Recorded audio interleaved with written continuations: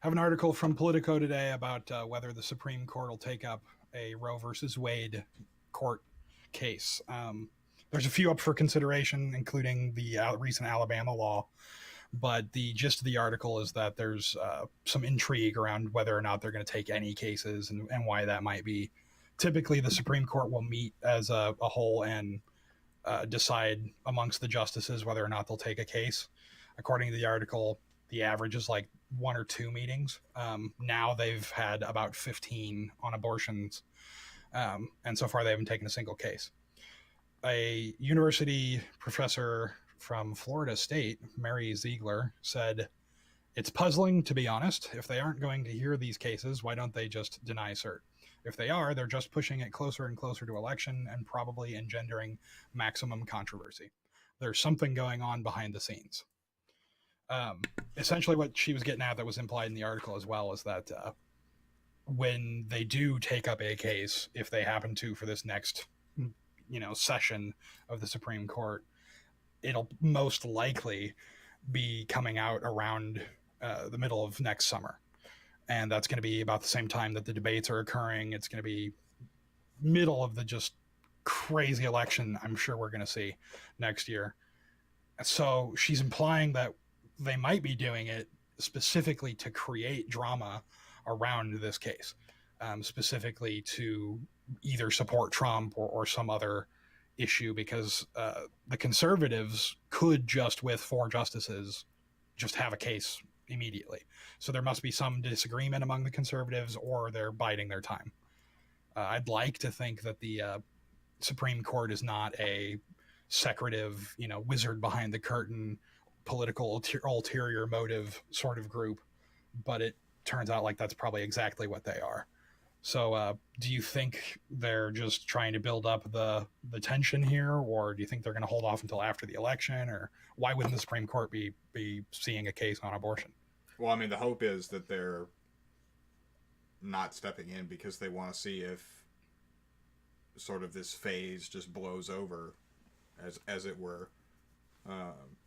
And I think that that's the best case scenario, is just that the Supreme Court doesn't get involved. The takeaway, I think, is that we know for sure now that women's rights are directly under attack. And it's not just going to be an issue of a few backwards states passing a couple of pieces of legislation. There's clearly a movement afoot. They're passing laws in many states. The rhetoric has reached a crazy fevered pitch, and we're already talking about whether or not the Supreme Court's going to take a case on it. All of this, it doesn't matter how it turns out, it's probably not going to be fucking good.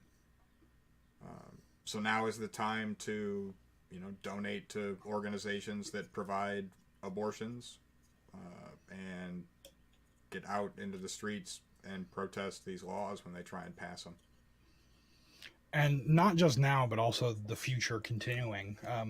Read a couple other interesting articles and some social media debate where Trump has elected now a total of 100 judges, or rather chosen. He didn't elect them. He's nominated 100 judges that were confirmed, which is not a large number for presidents.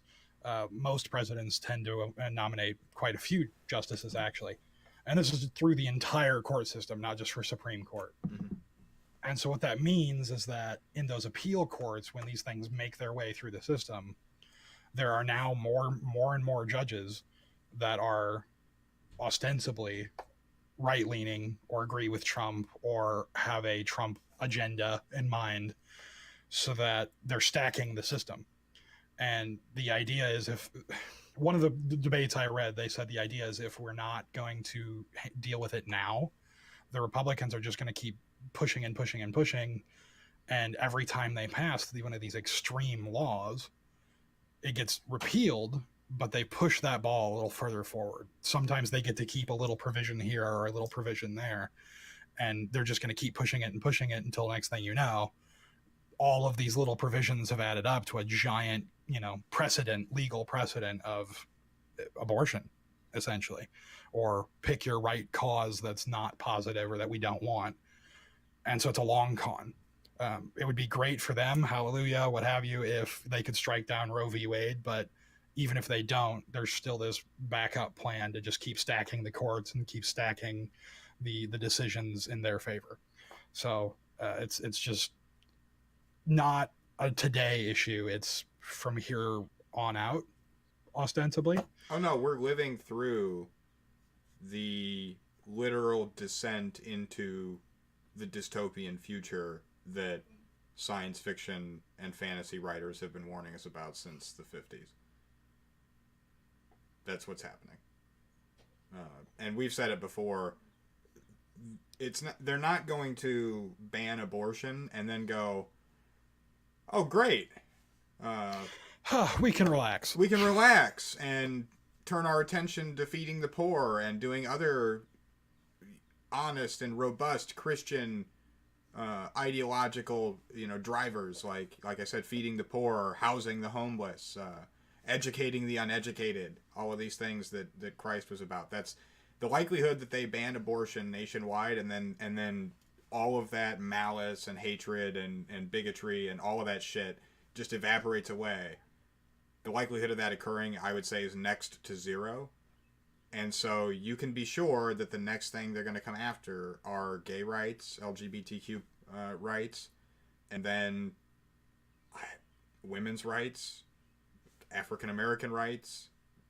All of these things are going to be back up on the table. Welcome to the dystopia.